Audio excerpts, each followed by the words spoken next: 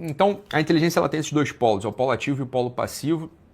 E a minha visão é que, por isso que Sócrates, em alguma medida, é uma das inteligências mais brilhantes que já passou pela face da Terra, porque se você for parar para prestar atenção, os diálogos socráticos expressos por Platão, né, nos seus diálogos, o Sócrates faz exatamente isso, quer dizer, ele expõe um par de conceitos ou de ideias e pergunta de modo intencional. Qual que é a tese subjacente nos diálogos socráticos? A tese subjacente é: deixa eu ver qual é a verdade dessa coisa, né? Qual é a verdade acerca da beleza, qual é a verdade acerca das relações humanas, qual é a verdade acerca do movimento, qual é a verdade acerca da política, qual é a verdade acerca do amor, qual é a verdade acerca da arte, né? E é por isso que Sócrates dialoga, ou seja, há um motivo para o diálogo socrático, né? Não é uma passagem de tempo como se fosse um podcast atual, não, há um motivo, há uma intenção. Diferente, por exemplo, de quando estamos nós três ou quatro convidados numa mesa e 4 conferencistas. Ali não é diálogo, porra. Não há diálogo, há exposição e uma interação educada, uma interação mais ou menos ordenada, né, das partes para que a audiência possa aprender algo a partir da exposição ativa da minha inteligência, não é? Beleza, ótimo, maravilha. Claro que existem podcasts interessantes. Porra, se o convidado for interessante, se o convidado sozinho tocar, é evidente, claro. Eu posso ser chamado para um podcast no qual o entrevistador não está existencialmente interessado na minha história, onde ele não está existencialmente implicado em descobrir qualquer coisa a partir do nosso diálogo, mas pode se tornar muito interessante se eu, como convidado, tiver histórias maravilhosas, tiver, né, uma fluência verbal magnífica, e aí, claro, que o podcast vai se tornar interessante. Agora, atenção, veja, não é uma conversa, é uma aula. O entrevistado, muitas vezes, funciona nos podcasts como professor, ele está falando sozinho. Né? Falando sozinho. Sequer o entrevistador está provocando, né, de modo interessante, ou então dando aquela textura, né, de profundidade para a conversa, como se não tivessem ali 2 pessoas mesmo conversando. Você pode reparar que os podcasts que vocês gostam, aqueles capítulos memoráveis de algum podcast, eles funcionam com o entrevistado sozinho, porra. É como se tanto faria se o entrevistado tivesse com a câmera aberta numa live falando, ou tá ali na frente do entrevistador, que não é um entrevistador. É um sujeito que é dono, ele é host, né? Ou seja, ele tem uma casa com 2 microfones e fala aí, cara, qualquer coisa. E aí, se o entrevistado é um sujeito que tem influência, vai ser bom. Se o entrevistado é um sujeito que não tem influência, fica uma merda, né? O capítulo, né, não funciona para nada, começa aquelas piadas bobas, né? Perda de tempo. E aí é um tempo que passa ali que você está preenchendo, né, você está simplesmente sendo preenchido por, né, barulho, no final das contas, não é verdade? Então pronto, então a questão é essa.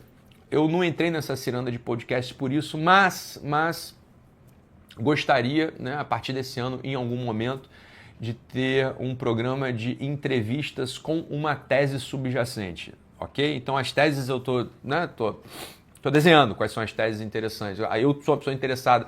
Claro, sou psiquiatra, né? Então, há várias coisas acerca da realidade que me interessam e a conversa com o outro me interessa. Claro, eu acho que tem que marcar uma tese, né? Qual que é a tese? Né? A tese é o sentido da vida, a tese é a falsidade e a ilusão, né? Seria difícil trazer convidados que se submetessem a que, através da nossa conversa, ficasse revelado o que da vida dele é social, performance social e o que é real, por exemplo. Isso eu teria muito interesse, de algum modo, em desmontar, em ajudar o entrevistado a desmontar aquela carapaça ou aquela máscara de ilusão, de falsidade, que ele mesmo muitas vezes vai colando na própria cara e já não consegue mais se livrar daquilo, né? Então, como no poema do Pessoa, né, no Tabacaria, quer dizer, a máscara já está colada à cara e quando ele já tenta despegar a máscara da sua cara, já não consegue mais porque ele acabou acreditando nas mentiras que ele mesmo foi contando, né?